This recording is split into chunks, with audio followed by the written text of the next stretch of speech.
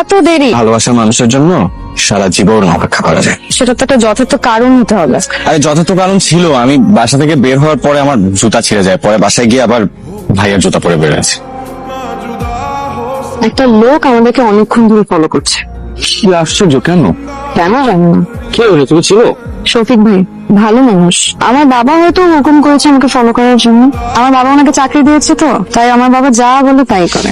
উনি যে আমাকে পছন্দ করে এমন কিছু না, কিন্তু মানে আমার বাবা ওনাকে বিয়ের জন্য অফার দিয়েছিল, উনি সাথে সাথে রাজি হয়ে যায়। কি অদ্ভুত, মানে ওনার সাথে তোমার বিয়ে ঠিক হয়েছে আর ওনার সামনে তুমি আমার সাথে এখানে বসে আছো? হ্যাঁ, তো কথা তো কত কিছু নিয়েই হয়। এজন্য কি আমি আমাকে কষ্ট দিব? আমি তো তোমাকে ঘরে বাইরে ধরফড়াইয়া হইলা উদাসিনী। ভাইজান চায় চিনি কয় চামচ দিব? শফিক ভাইজান আছে না, উনি আবার চায় চিনি খান না, স্বাস্থ্য সচেতন। লাইলা, শফিক ভাইজানের কথা এখানে কোথা থেকে আসতেছে? কেমনি আসতেছে? ভাইজানের বয়স আর শফিক ভাইজানের বয়স তো একই, এর জন্যই কইলাম। মোটেও না, ও শফিক ভাইয়ের থেকে মিনিমাম 4-5 বছরের ছোট। কার বয়স বেশি কার কম সেটা আলাপের বিষয় না এখন। তোমরা দুজন বসে গল্প করো, আমি তাহলে রান্নাবান্নার প্রিপারেশন নিয়ে আসি। আখ্যাযুক্ত করেছিলাম, সেই ক্ষোভ থেকে তুমি আমার মেয়েকে টার্গেট করেছো প্রতিশোধ দেওয়ার জন্য। তোমার এই আশা আলতাফ চৌধুরী কখনো পূরণ হতে দেবে না, কথাটা মনে রেখো। সমস্যা কি খুব ভয়াবহ? একদম ডিরেক্ট রুমে চলে আসছো? অবশ্যই ভয়াবহ। আমার বাবার তোমাকে পছন্দ হয়নি।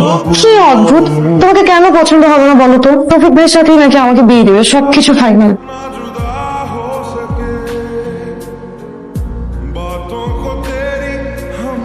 আমি শফিক ভাইকে বিয়ে করবো।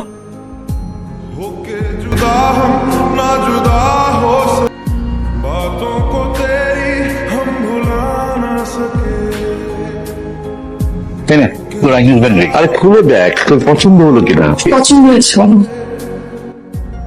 কোথায় যাবে? আমাকে রেখে চলে যাবে? কি সারপ্রাইজটা কেমন লাগলো? কি এত চিন্তা করতেছিস কেন? সবকিছু আলোচনা করে গেছে। তুমি চিরদিনই ওরে